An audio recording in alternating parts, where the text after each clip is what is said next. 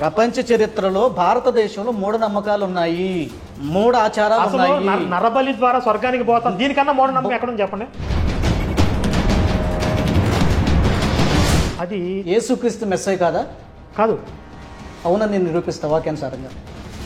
పెద్ద పెద్ద మగవాళ్ళు అందరూ అయిపోయారు, పాస్టర్లు అందరూ.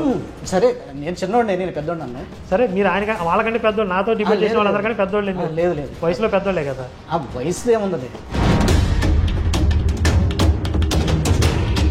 ధర్మశాస్త్రమునకు లోబడిన వాడున కాకపోయినను ధర్మశాస్త్రమునకు లోబడిన వాని వలే ఉంటిని. అంటే నటించాను, అక్కడ అబద్ధాలు చెప్పాను. కరుణాకర్, ప్లీజ్ యేసయ్యని నమ్ముకో. ఎవడైనను తన కుమార్తెకు పెండ్లి చేయని అవసరము లేకయుండి అతడు స్థిరచిత్తుడును తన ఇష్ట ప్రకారము జరుప శక్తి గలవాడునై ఆమెకు వివాహము లేకుండా ఉంచవలెనని తన మనస్సులో నిశ్చయించుకుని ఎడల బాగుగా ప్రవర్తించుచున్నాడు. ఇక్కడ చూడండి, ఇక్కడ అసలు కూతురు ఒపీనియన్తో పని లేదు. తండ్రి గనక వాడు దమ్ము కలిగిన వాడై స్టాండర్డ్గా, నేను నా కూతురికి పెళ్లి చేయను, అది అవసరం లేదు, నేను నా మాటను సాగించుకోగలను అని అలాంటి క్యాపబిలిటీ ఉన్నవాడు ఎవడన్నా ఉంటే గనక వాడు మగాడ్ర బుజ్జా అంటున్నాడు. నీకు అట్లా అర్థమైంది? చదువుతా, మళ్ళీ వినండి. ఎవడైనా పెళ్ళిడికి వచ్చిన కుమార్తెకి పెళ్లి చేస్తే అందులో పాపం లేదు, చెయ్యొచ్చు. అది పట్టుకోవే మరి. అసలు పాపం లేదంటే పెళ్లి బాధ్యత కదా. తను ఇష్టపడ్డా నువ్వు కిందకు వచ్చేటప్పటికి ఏం చెప్తున్నావు అంటే, అసలు పాపం ఏంటంటే పెళ్లి చేస్తే ఒక్క నిమిషం ఉండు. తండ్రికి సమర్థుడైతే, వాడు కొట్టో తిట్టో ఉంచుకోగలిగే వాడైతే మీకు పెళ్లి అక్కర్లేదని ఉంచేసుకోమంటున్నాడు అన్న భావంతో నువ్వు మాట్లాడుతున్నావు. అవును అన్నాడు, అది దాని అర్థం అన్నాడు. ఆడు బాగుగా ప్రవర్తించాడు. అదే విను. అంటే ఈడు ఏమంటున్నాడు అక్కడ, దాన్ని ఎట్లా అర్థం చేసుకోవాలి అంటే, మనం అంటే తన కూతురుతో ఇక సంబంధం లేదు, ఆమె పెళ్లి కావాలో అంటున్నా, నువ్వు చేసుకోవడానికి లేదు అని చెప్పమని దాని అర్థం. అదే మీనింగ్ అది కాదు. మళ్ళీ చదువుతున్నాను. అర్రే కాదు, నేను ప్రేక్షకుల కోసం పై వచ్చిన వాళ్ళు ఖచ్చితంగా రాసి, నేను మళ్ళీ చదువుతున్నాను. ఇద్దరు ఒపీనియన్స్ తీసుకోమని పైన వచ్చిన ఉందా? అలా ఉంటే పై వచ్చిన అలా ఉంటే మళ్ళీ నేను జన్మలో బైబిల్ చెప్పను. అలా ఉంటే లేకపోతే ఏం చేస్తా చెప్పండి? చదువు. లేకపోతే ఏం చేస్తా? చదువు. మీరు లేకపోతే రిపీట్ చేయి. లేకపోతే ఏం చేస్తా చెప్పండి? రిపీట్ చేయి. నేను చెప్తున్నాను, మీ ఇద్దరు ఒపీనియన్ తీసుకోండి అని బైబిల్లో ఉంటే కనుక, ఆ వచనంలో ఉంటే నేను మళ్ళీ బైబిల్ ముట్టుకోను. అక్కడ లేకపోతే మీరేం చేస్తారు? చదువు, మళ్ళీ పైకి రిపీట్ చేయి. నేను చెప్తున్నా కదా. సరే, నేనే పొరపాటు పడుతున్నానేమో, నాకు చదువు వినాలని ఉంది, ఒకసారి చదువు. మరి అలా చెప్పండి. సరే, అలా లేదని చెప్పకండి. సరే, ఇట్స్ ఓకే. పైన మళ్ళీ చదువు. అయితే ఒకని కుమార్తెకు ఈడు మించిపోయిన ఎడలను, ఆమెకు వివాహము చేయవలసి వచ్చిన ఎడలను, ఆమెకు వివాహము చేయకపోవట యోగ్యమైనది కాదని ఒకడు తలంచిన ఎడలను, ఆ అమ్మాయి తలంచిందని లేదు ఇక్కడ, ఆమెకి పెళ్లి చేయకపోవటం మంచిది కాదని ఒకడు తండ్రి తలంచిన ఎడల అతడు తన ఇష్టము చొప్పున పెళ్లి చేయవచ్చు. అతడే, ఆమె లేదు అసలు. ఇక్కడ ఇంగ్లీష్ బైబిల్ అయితే లెట్ దెమ్ మ్యారీ అని ఉంది. వాళ్ళు పెళ్లి చేసుకోవచ్చు, అందులో పాపం లేదా ఉంది. లేదులేండి, అది అట్లా ఆ మీనింగ్ తో కాదులే, ఇదే ఇక్కడ రాయబడింది. నేను విపి రెడ్డికి ఇచ్చిన కౌంటర్ లో లెట్ దెమ్ మ్యారీ అని ఉంది ఇంగ్లీష్ బైబిల్లో. అదే అసలు పాపం, అసలు పెళ్లి చేస్తే, ఇప్పుడు తండ్రి కూతురికి పెళ్లి చేయడం బాధ్యత కదా, పెళ్లి చేస్తే పాపం లేదా అంటే నాకు అర్థం కాలే. అసలు మనకు దాహం వేసిందండి, పక్కనే ఉన్న కుడితి నీళ్ళు తాగేశారు, మరి అప్పటికప్పుడు ప్రాణాలు నిలుపుకోవడానికి అందులో ఉన్న నీళ్ళు తాగేసి పాపం లేదులే అంటాం.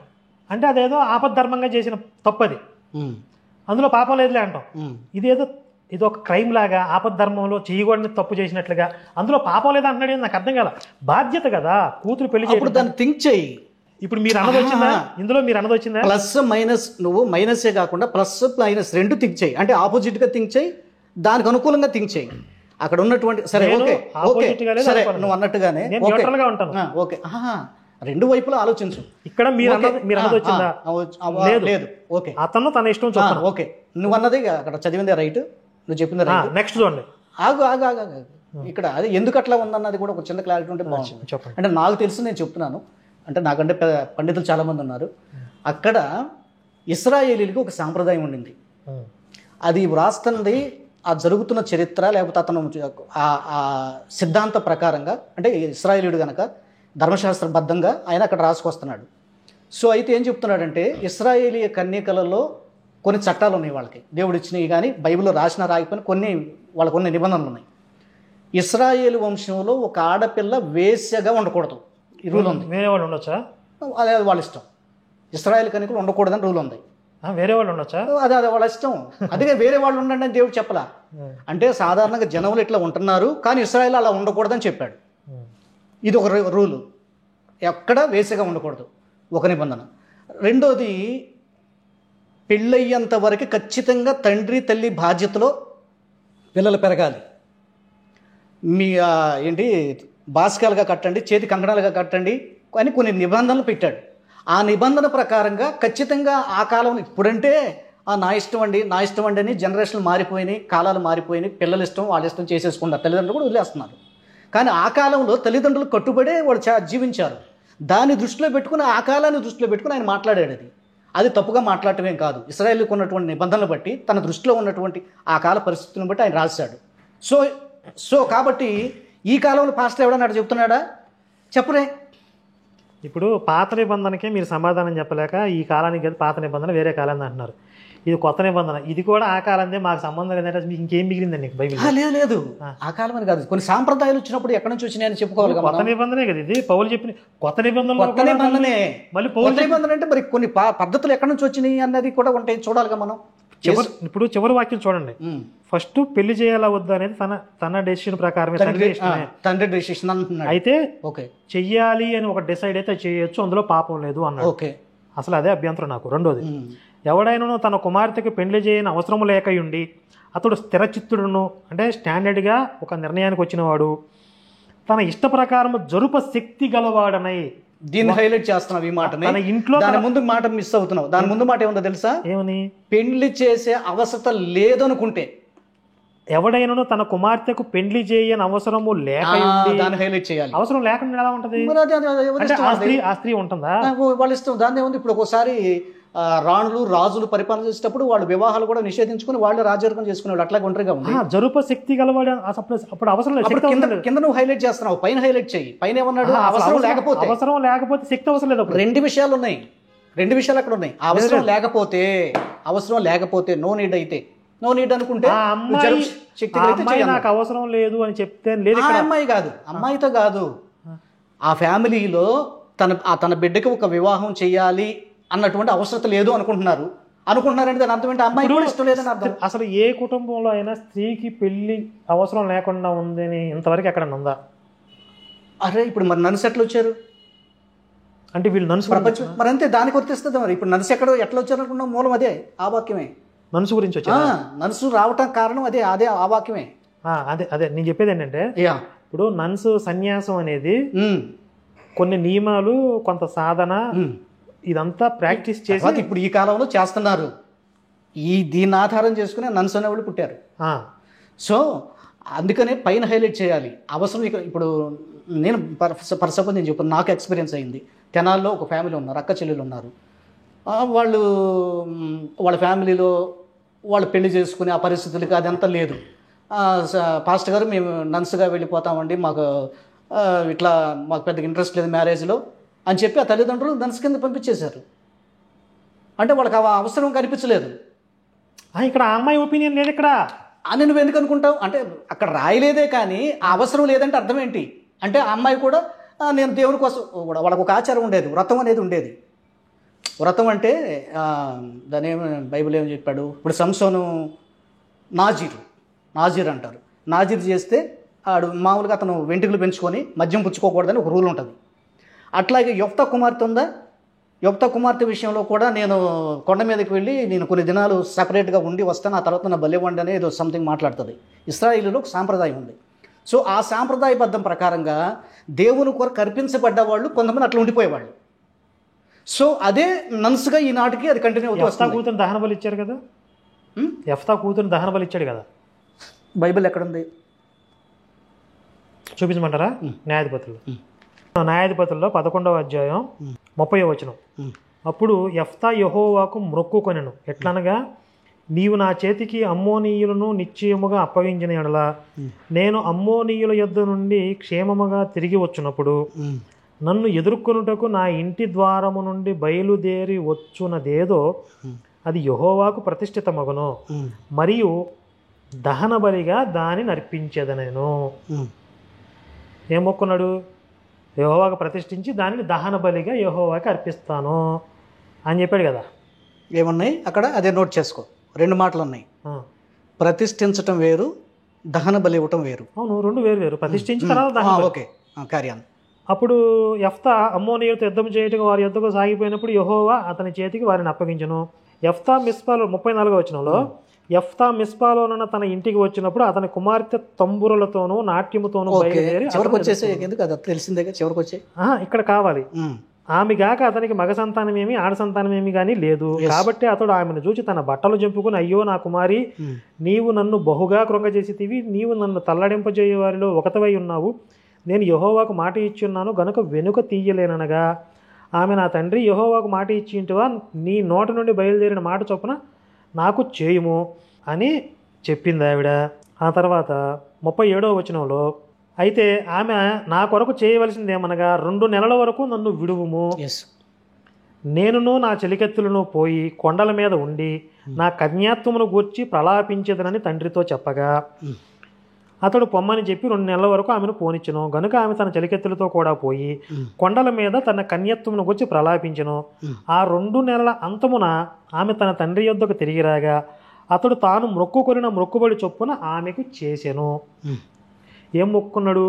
ఆమె పురుషుని ఎరుగనే లేదు.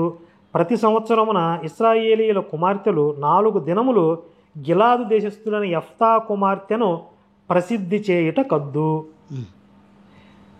చెప్పండి, ఇక్కడ బలి ఇవ్వలేదా? లేదు, ఇచ్చినట్లేదుగా. అదే మొక్కుబడి చొప్పున చేసాడు ఉంది కదా, ఆయన ఏం మొక్కున్నాడు? నేను అందుకే 2 విషయాలు ఉన్నాయని చెప్పి. 2 ఉన్నాయి. యెహోవాకు ప్రతిష్ఠ చేస్తాను మరియు దహన బలిగా దాన్ని అర్పించేదను. మరియు ఏదైనా ఎంచుకోవచ్చు. మరియు అన్నాడు, లేదా అనలేదు. లేదు లేదు, మీరు అక్కడ మీనింగ్ అక్కడ ప్రతిష్ఠిస్తాను లేదా దహన బలిగా ఇస్తాను అనలా. ప్రతిష్ఠించి అండ్ మరియు దహన బలిగా అర్పిస్తాను అన్నాడు. అది మీనింగ్. దహన బలిగా ఇవ్వాల్సి వచ్చింది కాబట్టే ఏడ్చాడు. అయ్యో నాకు మగ సంతానం కానీ వేరే పిల్లలు కానీ లేరు, ఉన్నది ఒకటే కూతురు, నీ పిల్లలు కూడా చంపాల్సి వస్తుంది ఇప్పుడని.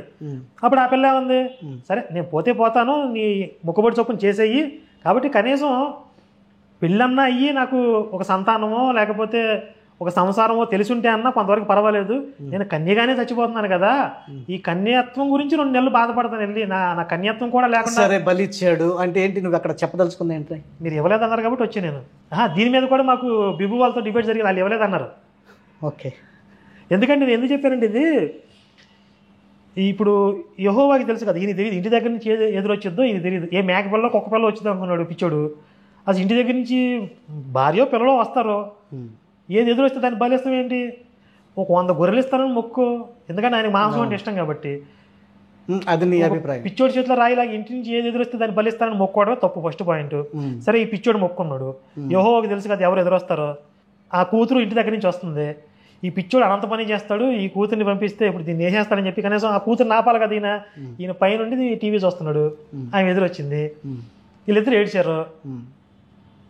సరే, ఆ 2 నెలలు ఆమె ఏడిసింది, వచ్చిన తర్వాత వేసేసాడు. ఇప్పుడు అబ్రహాంని టెస్ట్ పెట్టాడు, అబ్రహాం కొడుక్కి బలి ఇవ్వబోతుంటే ఆగానే వచ్చాడని చెప్పారు కదా, మరి ఇక్కడ ఎందుకు రాలేదు? పాప చిన్నపిల్ల కదా. ఇప్పుడు ఆమెను చంపేసి దహన బలి అంటే ఏంటి, చంపి కట్టెల మీద వేసి తగలబెడతారు, తగలబెట్టడే దహన బలి. ఒక చిన్నపిల్లని చంపి కట్టెల మీద తగలబెడతంటే యెహోవా ఎందుకు రాలేదు? ఎందుకంటే అబ్రహాం క్యారెక్టర్లో అబ్రహాం కథలో వస్తాడు, అది కల్పితం కాబట్టి. మోషే చెప్పిన కథలో వస్తాడు, ఇది రియల్ చరిత్ర. అందుకే ఇశ్రాయేలీయులు అంటే ఇక్కడేమన్నా నిజంగానే ఉన్నాడు, ఇది చరిత్ర, నిజంగానే ఉన్నాడు, చంపించాడు. అక్కడేమన్నా నిజంగా లేడు, యెహోవా లేడా? యెహోవా అని ఒక క్యారెక్టర్ని పెట్టుకుని వీళ్ళు మొక్కున్నారు. ఇప్పుడు ఇశ్రాయేలీయులు ప్రతి సంవత్సరం ఆయన చూస్తున్నాడు, టీవీ చూస్తున్నాడు అని ప్రశ్న లేదు. ఒకవేళ ఉంటే కనుక ఈ ప్రశ్న వచ్చింది. లేడు కాబట్టి కల్పిత కథలో వస్తాడు, అబ్రహాం దగ్గర వస్తాడు, నిజంగా చరిత్రలో రాదు. ఆన్సర్ కాదు. సరే, ఈ యెఫ్తా కుమార్తె దహన బలి అయ్యిందా లేదంటే సరే అన్కంప్లీట్గా లాస్ట్లో వదిలేశాడు. సరే, కొంతమంది ఏమో ఇటు అనుకుంటారు, కొంతమంది అటు అనుకుంటారు. సరే, వాస్తవం చెప్పాలంటే నేను కూడా దహన బలి ఇచ్చాడు అనేది ఎక్స్ప్లెయిన్ చేస్తాను, చేశాను కూడాను. సరే, నేను ఇక్కడ చెప్పదలుచుకుంది ఏంటంటే, దేవుడు ఈ మాట మీద మనిషి దేవునికి మాట ఇచ్చినప్పుడు మనిషిని నెరవేరుస్తాడా లేదా అన్నటువంటిది ఒక ఎగ్జామ్ ఇక్కడ. అంటే అబ్రహాం దగ్గర కూడా అదే జరిగింది కదండి అనేది నీ ప్రశ్న. అబ్రహాం దగ్గర వచ్చి ఇక్కడ రావాలి కదా. సో అయితే ఏంటంటే ఇంకొకటి అబ్రహాం స్టార్టింగ్ పీరియడ్ అది. దేవుడు తను ప్రత్యక్షపరుచుకొని అసలు దేవుడిని నేనే అని చెప్పుకుని పరిచయం చేసుకున్నాడు అక్కడ. ఈ కాలానికి వచ్చేటప్పటికి అసలు అంతా పూర్తిగా జ్ఞానంలోకి వచ్చేసారు. దేవుడు ఎవరంతా తెలుసు, ఏం చేయకూడదో తెలుసు. ఇందాక మనం కన్యత్వం గురించి మాట్లాడుకున్నప్పుడు కూడా ఇందాక చెప్పాను నేను, తల్లిదండ్రులకి కనెక్ట్ అయి ఉంటారు, వాళ్ళు చెప్పిన మాట వీళ్ళు వినాలి ఆ నిబంధన ఉందని. ఇప్పుడు ఇక్కడ కూడా మనకు కొంచెం ఆన్సర్ అయింది చూసావా. అంటే వాళ్ళ డాడీ నువ్వు చెప్పావా దేవునితో, అయితే నువ్వు ఎట్లా చెప్తే అట్లాగే అంద కదా ఇక్కడ అమ్మాయి యోప్త కుమార్తె. అదే ఇశ్రాయేల్ సాంప్రదాయంలో ఒక భాగం. ఇందాక నీకు ఏదో గుర్తు చేశాను కదా, అట్లా పిల్లలు వాళ్ళ నాన్న చెప్పిన మాట వినాలి అని అట్లా వచ్చేదని. జస్ట్ దానికి రిలేటెడ్గా ఉంది. సరే అట్లా పక్కన పెట్టేసాయి. నేను అనేది ఏంటంటే ఈ సందర్భంలో ఇలాగున షడ్రకు మేషక అబేద్నెగోలు దేవుడి కోసం నిలబడ్డారు. బైబిల్ ఇంకొక ఉదాహరణ ఉంది. నువ్వు చేసిన బొమ్మకు మీ చేతులు అయితే మొక్కమన్నారు, అయితే తీసుకెళ్ళి అగ్గిలో పడేయండిరా అన్నారు. వాళ్ళు అసలు ఎంత గడగడ వణికిపోయి ఉంటారు. అసలు మా దేవుడు రక్షిస్తాడు మమ్మల్ని అన్నారు, కానీ నిజంగానే రక్షిస్తారో లేదో తెలియదుగా. అంటే వాళ్ళు ఆ పరీక్షలో గెలిచారు, సరే దేవుడు వెనక్కి తీసుకొచ్చాడు అన్నది అది వేరే విషయం. మళ్ళీ అదేంటి, ఇప్పుడు దానియేలు దగ్గరికి వెళ్తే దానియేలుని సింహాల బోన్లో వేస్తే నోళ్ళు మూసేశాడు. ఇప్పుడు దీని తర్వాతే కదా, తర్వాత విషయమే. ఇప్పుడు ఇవన్నీ తర్వాత కూడా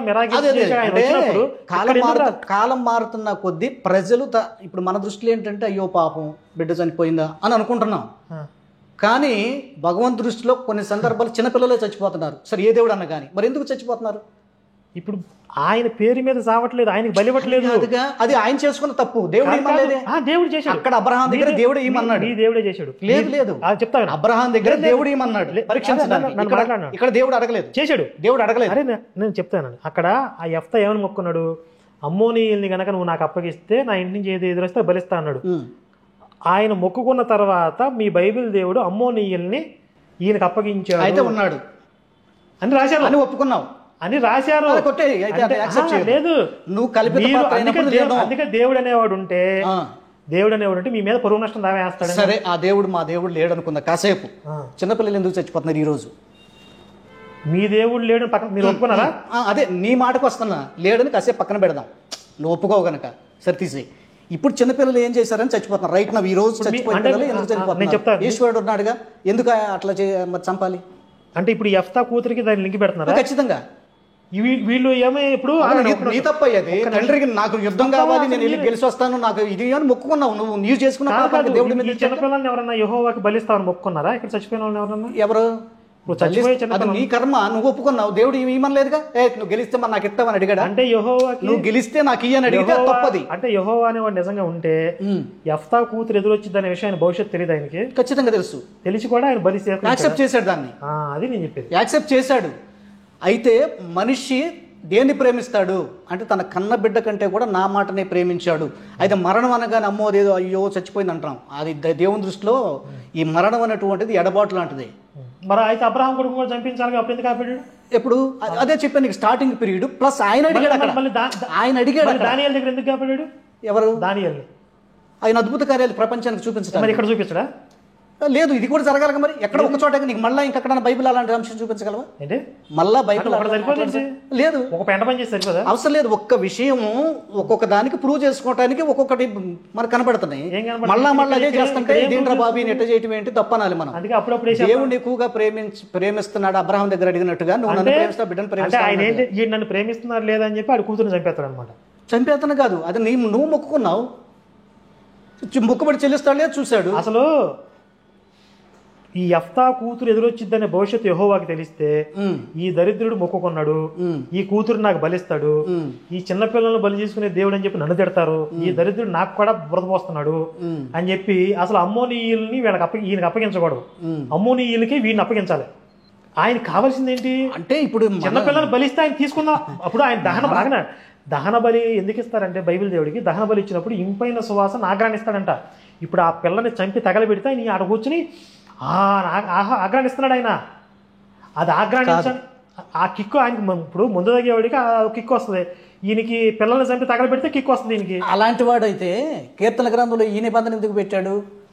అన్యజనులు ఆచరించినట్టుగా అగ్నిగుండంలో మీ పిల్లలు పడేయకూడదు, అలా ఆచారాలు మీరు ఆచరించొద్దు, అది తప్పు అని చెప్పాడు. అసలు అవన్నీ వీళ్ళు చేసేవాళ్ళు, వేరే వాళ్ళకి సంబంధం లేదు. అదే మరి దేవుడు ఆగ్రహించి అబ్బాలే తృప్తిగా ఉందనుకుంటే ఆ కండిషన్ పెట్టాడు కదా, పెట్టండి రానియండి బాబనాలుగా. నేను ఆల్రెడీ మన భారతదేశంలో విలేకరు వచ్చేటప్పటికి హిందువులు తీసుకెళ్లి గంగా నదిలో నీళ్ళలో పడేసేవాళ్ళు అంట పిల్లల్ని.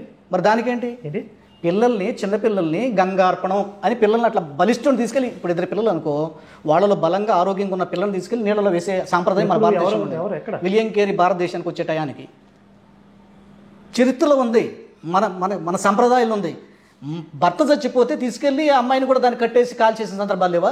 ఇప్పుడు నేను వచ్చేటప్పటికల్లా మరి అది న్యాయమైందా దేవుని దృష్టిలో? కాదు, నేను వచ్చేటప్పటికల్లా మీ క్రైస్తవంలో అంతా వ్యభిచారం విచ్చలవిడతానం ఉంది, నేను వచ్చి బాగు చేశాను అంటాను. విలియం కేరీ టైంలో పిల్లలు చంపడం మీరు నోటి మాటగా మాట్లాడటం. రాజా రామ్మోహన్ రాయలు తెలుసు కదా, ఆ కాలంలో జరిగిందని మరి పుస్తకాల్లో కూడా ఉంది కదా. రాజా రామ్మోహన్ రాయ్ ఏం చేశాడు? బాల్యకాల వివాహాలు నిషేధించాడు అని. నేను అసలు వీపీ రెడ్డికి ఇచ్చిన కౌంటర్ చూస్తారా? అది చూస్తే ఇది మాట్లాడరు మీరు. అసలు బాల్య వివాహాలు ఎందుకు వచ్చాయి, సతీసాగమనం లాంటివి ఎందుకు వచ్చాయి, అది కూడా ఎందుకే పిల్లల మీద నెట్టేస్తే ఎట్లా? ప్రతిదీ వాళ్ళు ఏదో భయపెట్టారు, వాళ్ళకి భయపడిపోయి పిల్లలు భయపడిపోయి మరి మీరు అంటారు ఇప్పుడు పిల్లలకి భయపడిపోయి పిల్లలు తీసుకెళ్లి చిన్నపిల్లలకి పెళ్లి చేసే సంప్రదాయం వచ్చింది. రిలీజియన్స్ లోక వినాశనం జరిగిందని చెప్పే కదా, ఈ అబ్రహామిక్ రిలీజియన్స్ వల్ల లోక వినాశనం జరిగింది అది నువ్వంటే ఎట్లా? ప్రపంచం అనాలి కదా.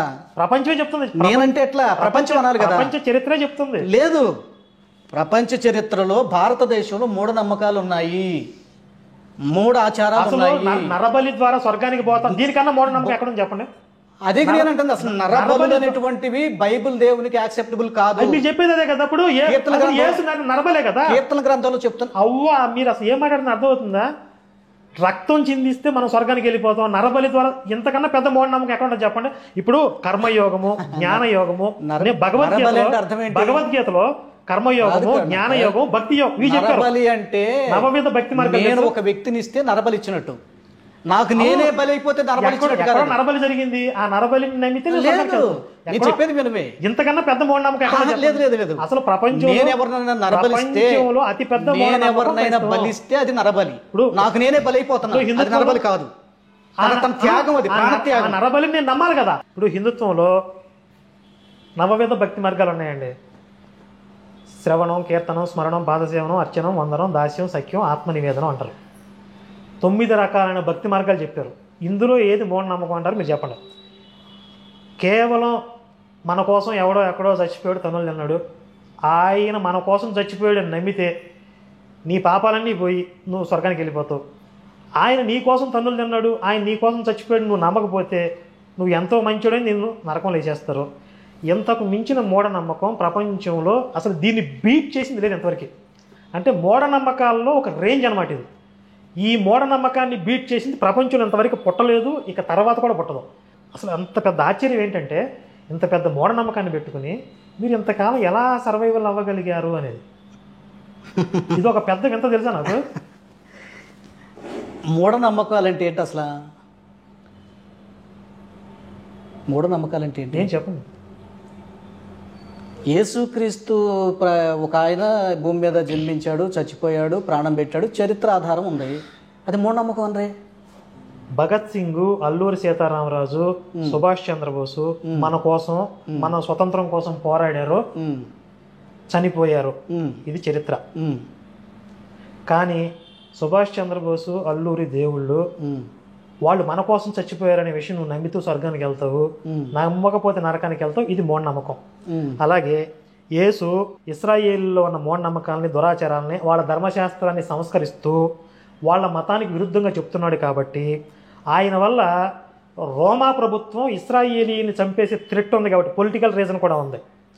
ఈయన మెస్సీయని చెప్పుకుంటున్నాడు కాబట్టి మెస్సీయ వస్తే ఇశ్రాయేలీలు స్వతంత్రం కోసం తిరుగుబాటు చేస్తారు కాబట్టి రోమా ప్రభుత్వం వీళ్ళని కర్కశత్వంగా అణిచివేస్తుంది. కాబట్టి సైనికులు పంపించి ఇశ్రాయేల్ పెద్దలందరూ కలిసి ఏం చేశారు, వీడి మెస్సీయని చెప్పుకుంటున్నాడు, కుర్రోళ్ళందరూ వీడి వెనకాల చేరి తిరుగుబాటు చేస్తారు, వాళ్ళందరూ వచ్చి మనల్ని అందరినీ చంపేస్తారు, కాబట్టి వీడిని చంపేద్దాము అని వీళ్ళు ప్లాన్ చేసి రోమా ప్రభుత్వానికి కంప్లైంట్ చేసి యేసుని చంపించారు. ఇది చరిత్ర. దీనిని యేసుని దేవుని చేసి ప్రపంచం అందరికీ రక్షకుడు అందరికీ రుద్దేసి ఆయన నమ్మకపోతే మీరు చస్తారు, నమ్మితే మీకు ఫ్రీగా స్వర్గం వచ్చేస్తుంది, ఇది మూఢనమ్మకం. నేను అనేది ఏంటంటే నువ్వు చెప్పినట్లుగానే చరిత్రలో ఇలాగే అక్షరంగా అట్లాగే నెరవేరి ఉంటే నేను కూడా ఖచ్చితంగా నేను నమ్మను. బైబిల్లోనే ఉంది. విను బైబిల్లోనే కంప్లీట్ ప్లీజ్. ప్రవక్తలు ప్రవచించారు, పలానాయన పుడతాడు, ప్రవక్తలు ప్రవచించారు, సిలువ వేయబడతాడు, ప్రవక్తలు ప్రవచించారు, సమాధిలోంచి లేస్తాడు. అంత అబద్ధం. అయ్యో నువ్వు చెప్తే ఎట్లా? అది గనక లేకపోతే నేను నమ్మను. నేను లేకపోతే క్రీస్తుని నమ్మను. మీకు ప్రవచనాలు అయితే ఏవైతే ఉన్నాయో అది మూఢనమ్మకం కాదు. అవన్నీ కొట్టిపడేసి అసలు మూఢనమ్మకం కిందకి రాదు. మీకు పాత నిబంధనలో ప్రవచనాలు లేదు. మీకు పాత నిబంధనలో ప్రవచనాలు ఏవైతే ఉన్నాయో నేను చెప్తాను. నీ పాత నిబంధనలో ప్రవచనాలు ఏవైతే ఉన్నాయో అవన్నిటిని నేను బైబిల్ తరగతుల్లో కొట్టిపడేశాను. అవన్నీ ఫెయిల్యూర్. మీరిద్దరే కాబట్టి కొట్టిపడేస్తారు. మనం బైబిల్ తరగతి అనేది ఏంటంటే మూఢనమ్మకం అన్నది దాన్ని మూఢనమ్మకం అన్నం. మూఢనమ్మకం అంటే ఏంటి? ఇప్పుడు మొన్న ఏదో ఒక వీడియో చూశాను, బ్రాహ్మణులు అంట తినేసి సిస్టర్లు ఖాళీ చేసి పక్కకు వస్తే పాపం వీళ్ళంతా కింద పడి మీద పడి ఆటల్లో నెత్తిమే పెట్టుకుని తింటున్నారు. భీమవరంలో మీ పాస్టర్ అన్నయ్య అని ఉన్నాడు. మీ పాస్టర్ అన్నయ్య అని ఉన్నాడు. ఆయన ఉచ్చబోస్తేనో ఆయన మీద స్నానం చేసిన నీళ్ళు ఏదో తీర్థం పుట్టుకోవడం, మొత్తానికి ఆయన చుట్టూ తిరగటం, పూజలు ఇవన్నీ ఉన్నాయి. మూఢనమ్మకం అది అంటాం ఖచ్చితంగా. నాలో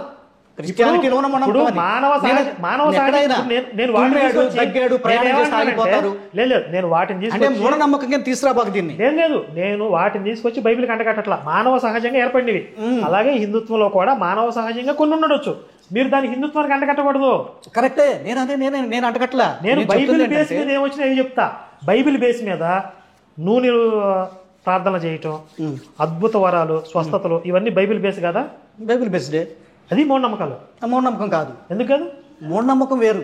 మీరు ఏదైతే ప్రవచనాలు ఉన్నాయని చెప్తున్నారో ఆ ప్రవచనాలన్నీ కూడా పేతురు, పౌలు ఇవన్నీ యేసు గురించి చెప్పిన ప్రవచనాలని చెప్పి ఆయన మీదకి ఆపాదించినవి తప్ప నిజంగా యేసుకి ఒక్కటి కూడా సంబంధం లేదు పాత నిబంధనలో.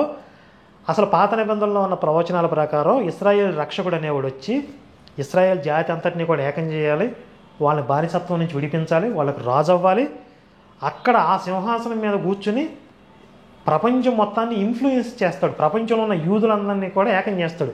అది మెస్సీ గురించి ఉన్న ప్రవచనాలు. వచ్చి ఇశ్రాయేల్ చేతిలో తన్నులు. అంటే అది నువ్వు నమ్ముతున్నావా? వాళ్ళకున్న నమ్మకం అది. ఓకే. మీకు కావాల్సింది ఏంటంటే పాత నిబంధనలో సిలువ వేయబడతాడన్న ప్రవచనం లేదంటావా? మెస్సీ సమాధి చేయబడతాడని లేదంటావా? ఒక నిమిషం ఆగండి. ఒకే వ్యక్తి గురించి రెండు రకాలుగా ఉందనుకోండి, అది యేసుక్రీస్తు మెస్సీ కాదా? కాదు. అవునని నేను నిరూపిస్తా వాక్యానుసారంగా. పెద్ద పెద్ద మగవాళ్ళు అందరూ అయిపోయారు, పాస్టర్లు అందరూ. సరే నేను చిన్నోడిని, నేను పెద్దోడిని. సరే మీరు ఆయన వాళ్ళకంటే పెద్దోళ్ళు, నాతో డిబేట్ చేసిన వాళ్ళందరికంటే పెద్దోళ్ళు. లేదు లేదు, వయసులో పెద్దోళ్ళే కదా. ఆ వయసులో ఏముంది. సరే ఈ పాయింట్ మాట్లాడదామా? యేసు మెస్సయ్య బైబిల్లో మాట్లాడదామా? యేసు ఎవరికి రక్షకుడు, యేసు మెస్సయ్య. సరే నేను ఇంటికాడున్నా, ఫోన్ లైన్లోకి వస్తాను, ఫోన్ లైన్ మాట్లాడదాం. ఫోన్లో ఆన్లైన్లో పెట్టుకుందాం డిబేట్లో. అంటే మనం బైబిల్ రెఫరెన్స్లు కూడా అవసరం కదా కొన్ని. సరే ఒకవేళ ఇక్కడికి రాలేకపోయినా అట్లయినా మాట్లాడచ్చు. బైబిల్లో యేసు గురించి పాత నిబంధనలో ఏదో ప్రవచనాలు ఉన్నాయని చెప్పారు.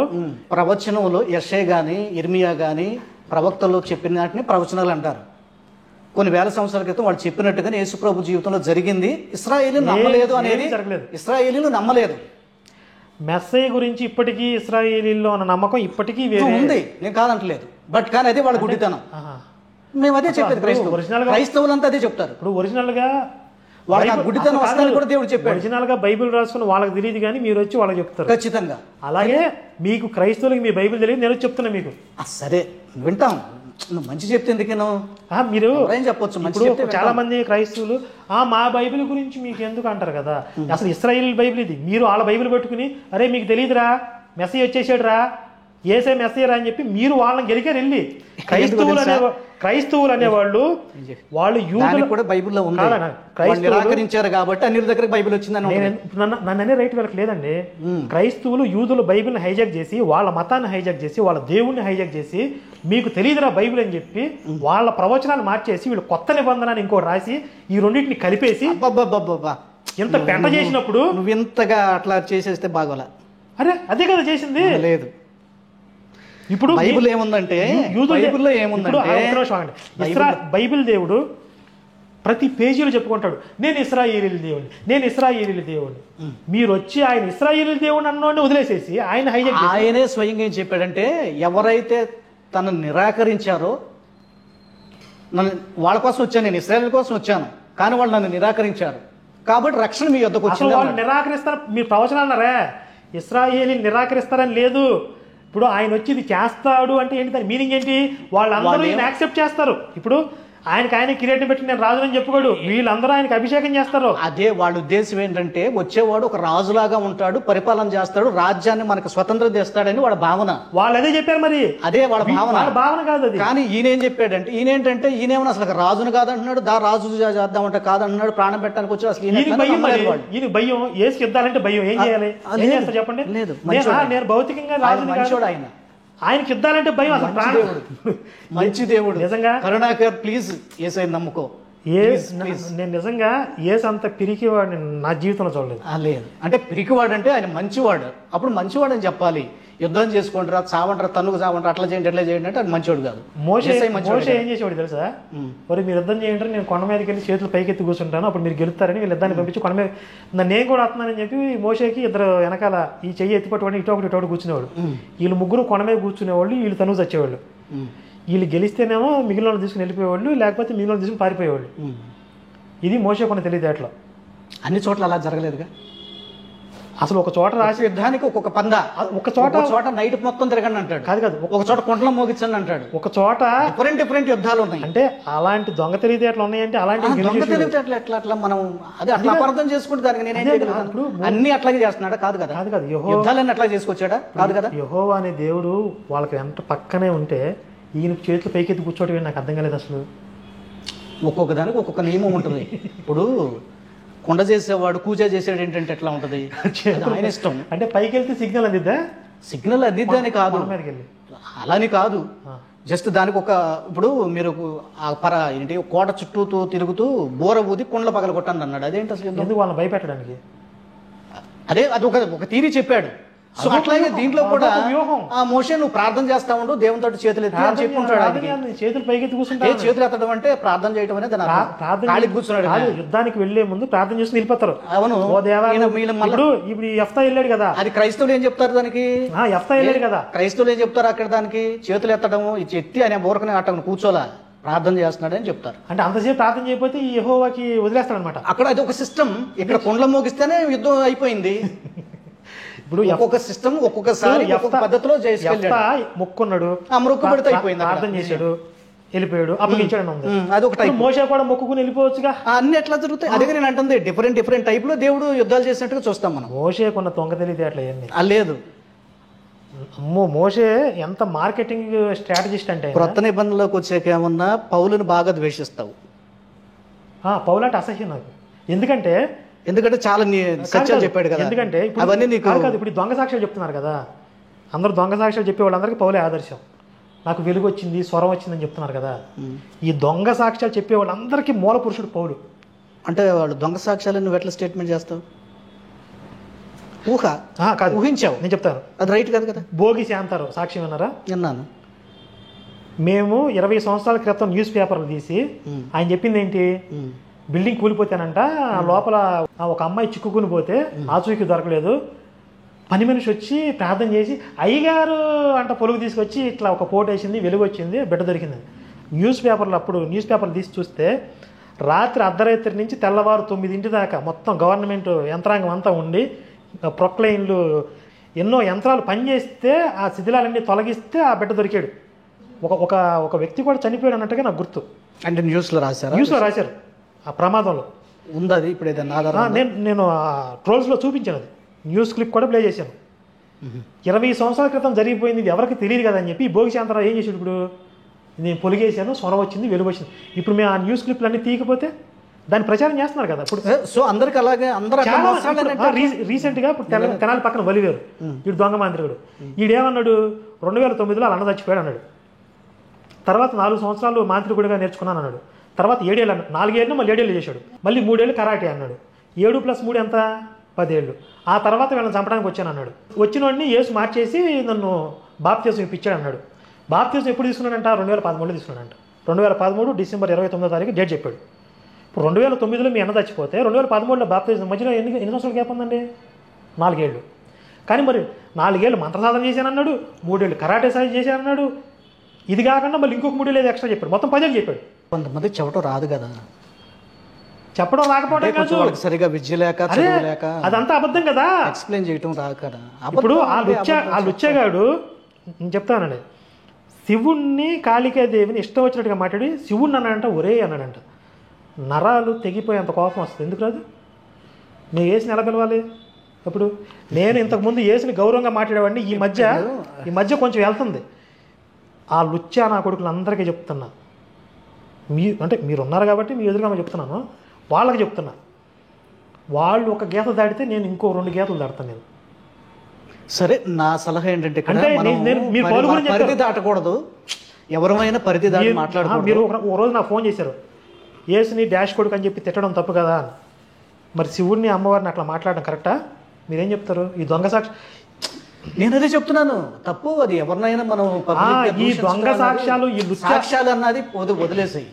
దేవుడిని దేవతను పౌలు కదా మూల పురుషుడు. నేను పౌలుని ఎందుకు అసహించుకుంటానంటే పౌలుని ఎందుకు అసహించుకుంటానంటే ఈ దొంగ సాక్ష్యాలకి మూల పురుషుడు పౌలు. ఆ పౌలు కూడా 3 సార్లు చెప్పాడు. 3 సార్లు ఫస్ట్ వెలుగు వచ్చింది అన్నాడు, వెలుగు కనపడింది కానీ స్వరం వినపడలేదని ఒకసారి, స్వరం వినపడింది కానీ వెలుగు కనపడలేదని ఇంకోసారి, 3 రకాలుగా విచిత్రమైన సాక్ష్యాలు చెప్పాడు. అదే వీడియో మాట్లాడినట్టున్నావు చేసేది వరకు. తర్వాత రోమీని అంటాడు, బెన్యామీని అంటాడు, నేను యూదుని అంటాడు, నేను పుట్టుకతోనే ఇది అంటాడు. అసలు ఆయన భర్త గురించి 4 రకాలు చెప్పాడు. పౌలు నోరు ధరిస్తే అబద్ధాల పుట్ట. లేదు, కరెక్టే. ఆ పుట్టుక గురించిన ప్రస్తావన చేస్తున్నావు కదా, అబద్ధాలే. లేదు, దాని మీద నువ్వు మాట్లాడినప్పుడు నేను కౌంటర్ కూడా ఇచ్చాను. ఏం చెప్పారు? లేదు, గోత్రానికి వస్తేనేమన్నా బెన్యామీను గోత్రానికి చెందినవాడు, ఒక సందర్భంలో అది ప్రస్తావన చేస్తాడు. ఇక జాతీయతకు వస్తేనేమో యూదుడు. జాతి ఏంటి? ఇప్పుడు మన భారతీయులు, నా గోత్రం ఏంటి? ఏదో క్రైస్తవుడు. యూదు కూడా గోత్రమే. లేదు లేదు లేదు, యోధా గోత్రం. అది దేశాన్ని కూడా పిలిచారు యోధానికి. అంటే ఫస్ట్లో గోత్రం ఉన్న తర్వాత ఒక దేశమే యోధా. మరి రోమీడు ఎలా అయ్యాడు? రోమ పౌరసత్వం వాళ్ళ పేరెంట్స్ ద్వారా రోమ పౌరసత్వం కొనుక్కున్నాడు, సంథింగ్ వచ్చింది, అప్లై అయింది. లేదు, ఉంది.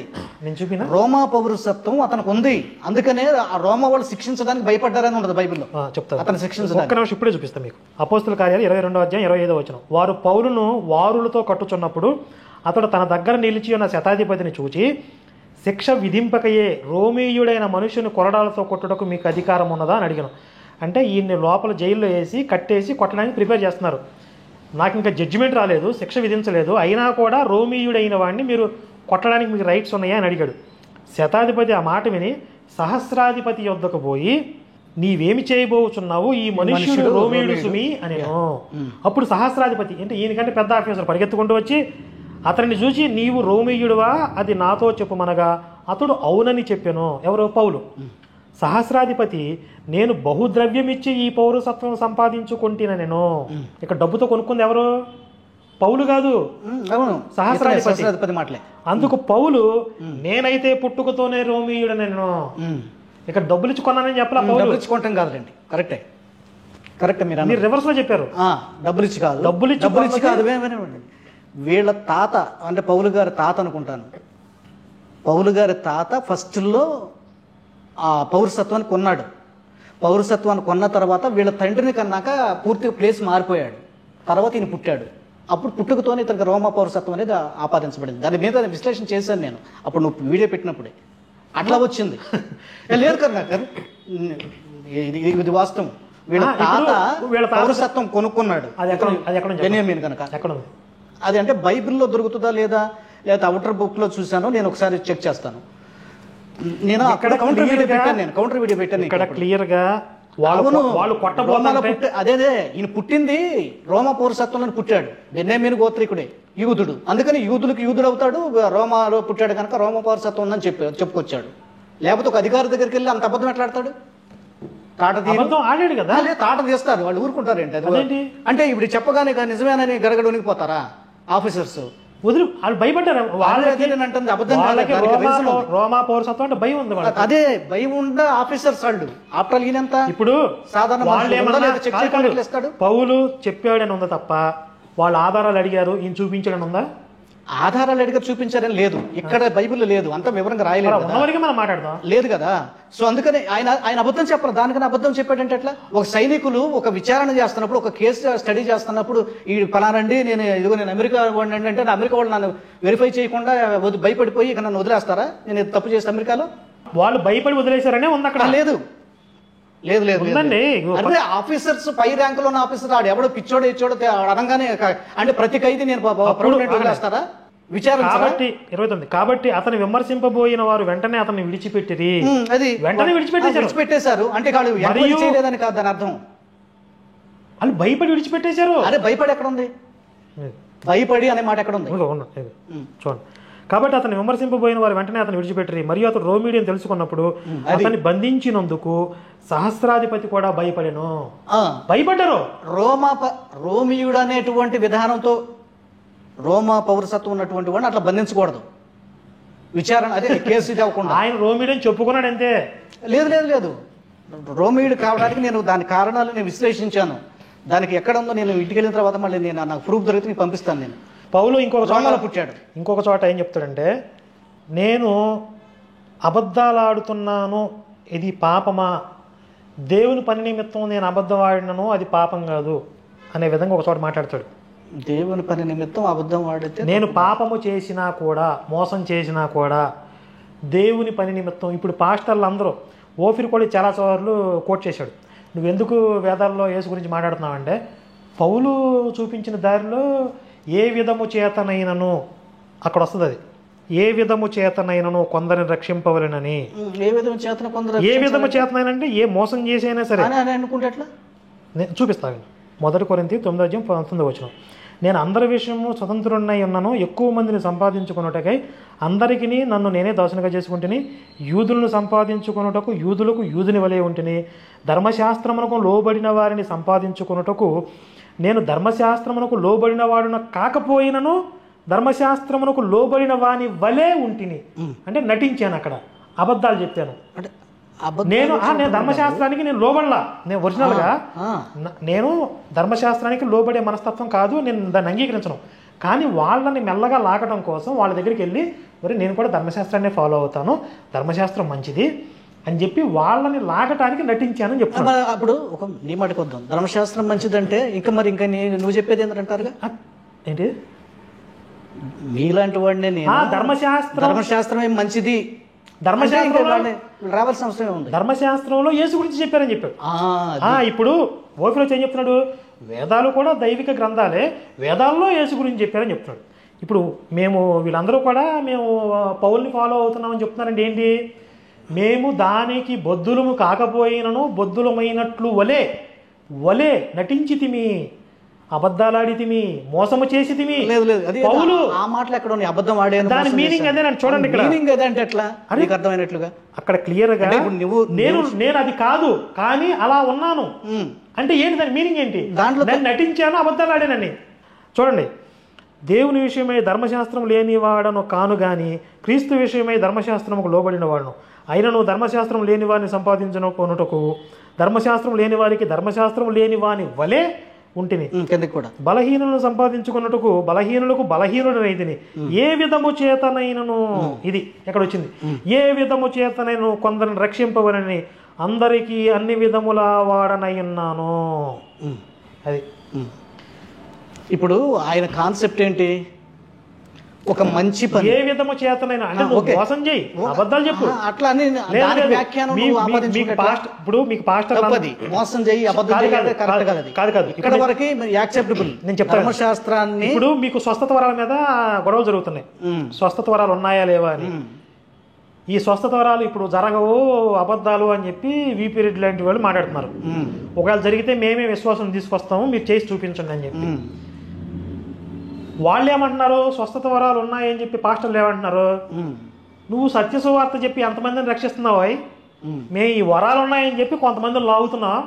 వరాలు ఉన్నాయని చెప్పి కాదు, ఈ మిరాకిల్స్ జరుగుతున్నాయి కాబట్టి మేము వాళ్ళు ఛాలెంజ్ చేసినప్పుడు ఈ మిరాకిల్స్ చూసే అన్ని జనులు వస్తున్నారు. నువ్వు సత్యసువార్త చెప్పి ఎంతమంది రక్షించావరో పుల్లాయి అని చెప్తున్నారు. అంటే వాళ్ళు మోసం చేస్తున్నారనే విషయం వాళ్ళకి తెలుసు. మనం ఇట్లా మాట్లాడుకున్నప్పుడు చాలా విషయాలు ఉంటాయి కాబట్టి సరే, ఇప్పటికి చాలా టైం అయింది, ఇక్కడ క్లోజ్ చేస్తున్నాం.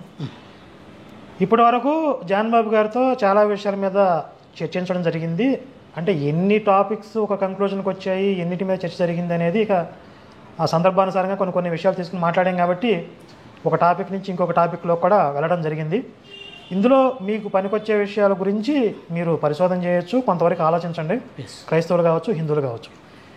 ఇంకా స్పెసిఫిక్గా కొన్ని టాపిక్స్ తీసుకుని అవసరమైతే ఆన్లైన్లో కానీ ఎప్పుడన్నా ముఖాముఖి కానీ ఇట్లాగే కూర్చుని మళ్ళీ ఇంకొకసారి మాట్లాడే ప్రయత్నం చేస్తాం. అందరికీ జై శ్రీరామ్, భారత్ మాతాకి జై. మన వ్యూవర్స్ అందరికి కూడా లాస్ట్గా మరి నేను చెప్పేది ఏంటంటే, ఇది వాద ప్రతివాదనలుగా కూర్చోవాలన్నది మా ఉద్దేశం కాదండి. నేను ఇలాగా మాట్లాడటం ద్వారా కొన్ని విషయాలు, కొన్ని సత్యాలు మా ద్వారా ప్రజలకు చేరాలి అని మేము ఆశిస్తున్నాము.